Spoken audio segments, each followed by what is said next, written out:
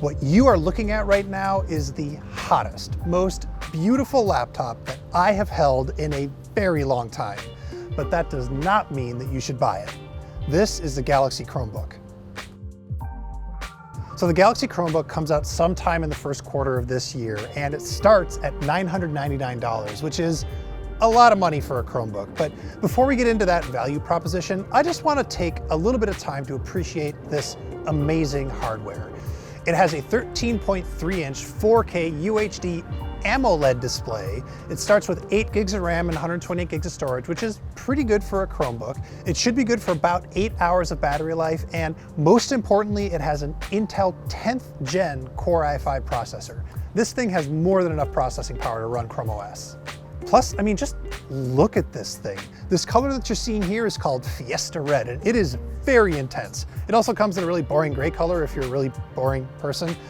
Go for it if you want to. There are bezels on the top and the sides, but they're super, super thin. You can barely see them, and there is a webcam up there too, so good job on that. The thing is under 10 millimeters thick, which is pretty incredible, and it's also a 2-in-1, so it folds all the way around. It's built out of aluminum. It feels like really good build quality, except for a little bit of wobble on the screen.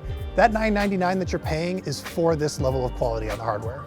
So let's go back to that screen for just a minute, because it really is the centerpiece of this laptop. It's AMOLED, and Samsung says that it can reach HDR 400, but you should know that you're not going to get that everywhere because a bunch of HDR content is locked behind weird DRM and Chrome OS has to get updated for it. Whatever, it looks really, really beautiful. It is, of course, a touchscreen, and this thing has a stylus that's inside a little garage so you can pop it out and so you can draw with it, and that works about as well as it does in any other Chrome OS device, which is to say, fine. Really, my only complaint about this screen is that it's 16:9, which I don't personally like, but it seems like that's what every laptop is doing these days, so whatever. In terms of ports, it's pretty standard for Chromebooks. There's 2 USB-C ports, and it does have a micro SD card slot for expansion. There's also an 8-megapixel camera on the deck of the keyboard, so you can use it as a camera in tablet mode if you really want to.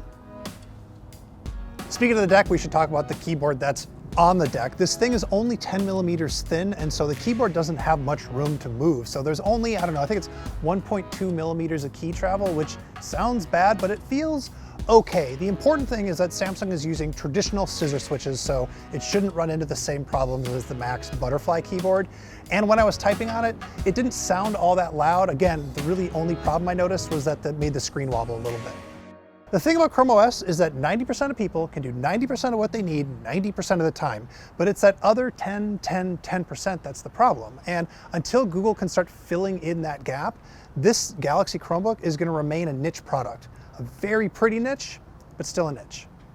Hey, thank you so much for watching. We're obviously at CES 2020, and we're running around like crazy, pointing cameras at everything we could possibly think of, and so please keep it locked to The Verge to see more of the stuff that we point cameras at.